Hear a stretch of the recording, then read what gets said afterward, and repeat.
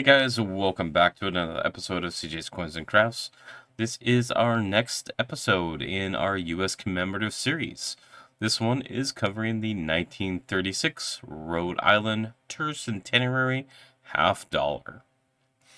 Roger Williams was born in Britain around 1603, ordained as a minister, and became a Puritan.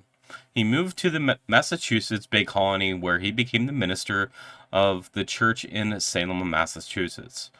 Colonial authorities began to have issues with his teachings, such as separation of church and state and fair dealings when purchasing land from American Indians.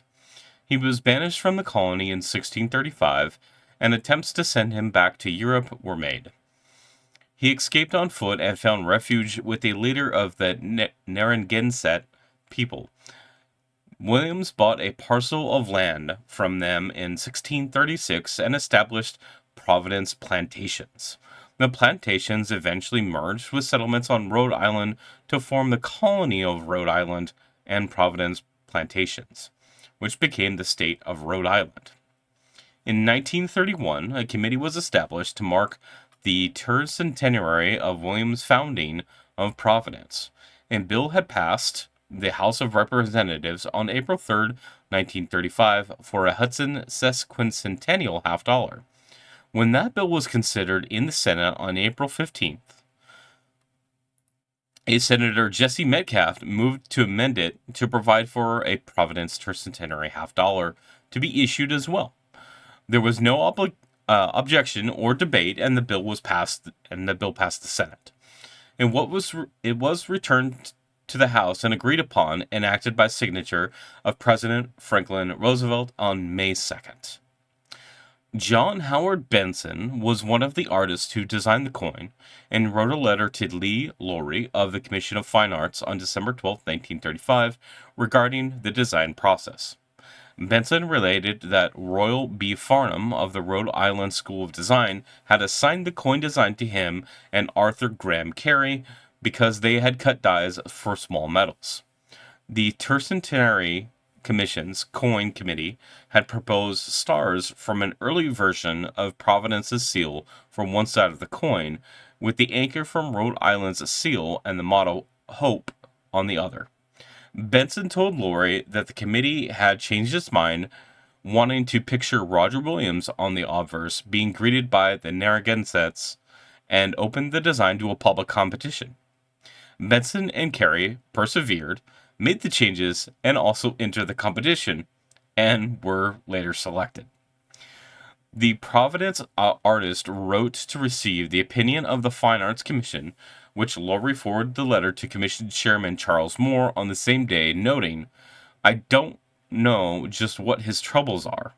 It won't make a great coin, but the models are, I think, equal to some others we have approved." The designs were approved on December 20th, and reductions were made from plaster models to coin-size hubs by the Medallic Art Company of New York. The obverse is based on the seal of Providence, showing Roger Williams kneeling in a canoe with his hand raised in signal of friendship. The Narragansett Indian who greets him has his hand extended, palm down, meant as a native sign for good. Behind the Narragansett is a stalk of corn as a reference to the help and friendship which the Indians had shown to the Mayflower Pilgrims in establishing Plymouth Colony. There is a Bible in Williams' other hand symbolizing the colonists' contribution to America. The sun rising in the background, symbolic of Rhode Island being the first colony where religious liberty was guaranteed. Liberty is the theme of the design and appears overhead. In God We Trust, Rhode Island, and the tercentenary dates surround the scene. The reverse of the coin depicts the anchor of hope, taken from Rhode Island's state seal. The motto Hope symbolizes the authority of the state government, while E Pluribus Unum evokes that of the federal government as the national motto. The name of the country and denomination surround the reverse design. A total of 20,000 half dollars were struck at the Philadelphia Mint and arrived in Providence by February 20th, 1936. An additional 15,000 coins were struck at the Denver Mint in late January, and 15,000 pieces were struck at the San Francisco Mint in late February. 13 pieces from Philadelphia, 10 from Denver, and 11 from San Francisco were held and shipped to Philadelphia for inspection and testing at the 1937 meeting of the United States SA Commission.